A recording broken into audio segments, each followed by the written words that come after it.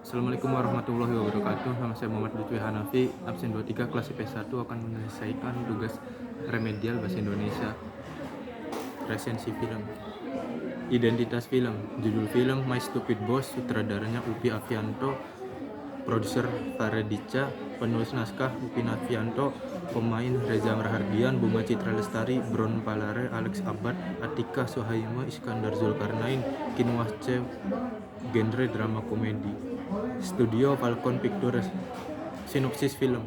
Film berjudul My Stupid Boss, hasil garapan sutradara Upi Avianto, ini mengisahkan tentang seorang karyawan wanita bernama Diana Bunga Citra Lestari. Diana baru saja pindah ke Malaysia karena urusan pekerjaan suaminya yang bernama Dika Alex Abad. Lantaran tidak pernah menganggur di rumah, Diana memutuskan untuk mencari pekerjaan di Malaysia. Dika merekomendasikan istrinya tersebut untuk bekerja di sebuah perusahaan milik sahabat lamanya. Keesokan harinya, Diana pergi menuju kantor perusahaan milik sahabat suaminya tersebut untuk kepentingan melamar pekerjaan. Diana merasa sedikit tenang karena mengetahui bahwa bos di perusahaan yang akan dia datangi adalah orang Indonesia yang sama dengan dirinya.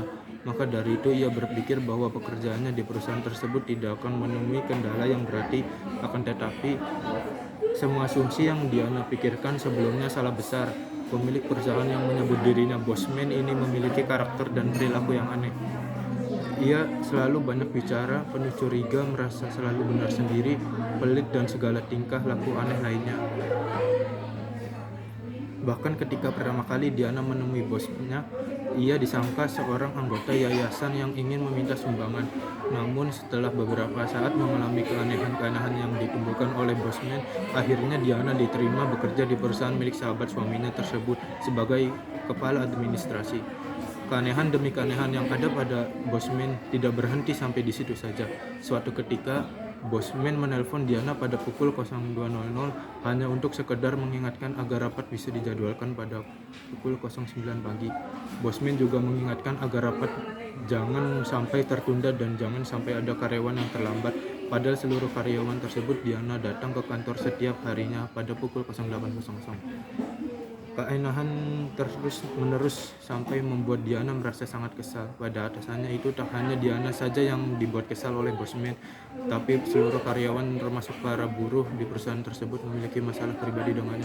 Meski begitu, keanehan yang ditimbulkan oleh Bosman terhadap Diana dan karyawan lain masih tetap berlanjut, hingga akhirnya terjadi sebuah insiden yang membuat Diana benar-benar tidak terima. Bosman menuduh Diana telah mengelapkan uang perusahaan. Perilaku Bosman yang sering bicara sebelum dipikirkan terlebih dahulu memang sudah menjadi tabiat, namun sekali ini Diana tidak bisa menoleransi apa yang dilakukan Bosman terhadapnya. Diana marah besar pada atasannya tersebut dan mengancam akan membawa perkara ini ke polisi. Bosman yang ketakutan akan sigap meminta maaf kepada Diana, akan tetapi Diana tidak memperdulikan meminta maaf atasannya tersebut yang menurutnya sudah sangat keterlaluan. Bosman menyesal atas apa yang telah ia perbuat terhadap Diana. Berbagai cara dilakukan agar Diana mau memaafkan dirinya dan bersedia kembali bekerja di perusahaannya. Akan tetapi Diana telah memutuskan untuk berhenti bekerja di perusahaan milik sahabat suaminya tersebut. Ketika hendak mengajukan pengunduran dirinya, tiba-tiba Bosman mengajaknya ke sebuah panti asuhan.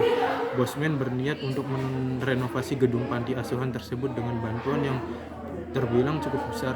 Disinilah Diana merasa telah melihat sisi balik dari atasannya itu. Dengan pertimbangan ini, akhirnya Diana membatalkan niatnya untuk berhenti bekerja di perusahaan. Berbagai hal terjadi antara hubungan bos dan karyawan itu dan terus berlanjut dengan ending yang baik. Kelebihannya, film berjudul My Stupid Boss ini mengandung sisi unik dari sebuah hubungan antara karyawan dan atasan. Sisi positif dari film ini terletak pada pembelajaran yang dapat dipetik oleh karyawan dan atasan. Bagaimana menjadi seorang karyawan yang profesional dan ideal dapat dicontoh dari kepribadian tokoh Diana dalam film tersebut. Sedangkan hal-hal negatif seperti yang ada pada kepribadian Bosman hendaknya dapat menjadi contoh untuk tidak ditiru bagi setiap atasan suatu lembaga atau perusahaan. Selain itu, sisi positif dari film juga dapat dilihat dari kemasan genre komedi pada film sehingga mengandung gelak tawa penonton dalam setiap adegan serta dialognya.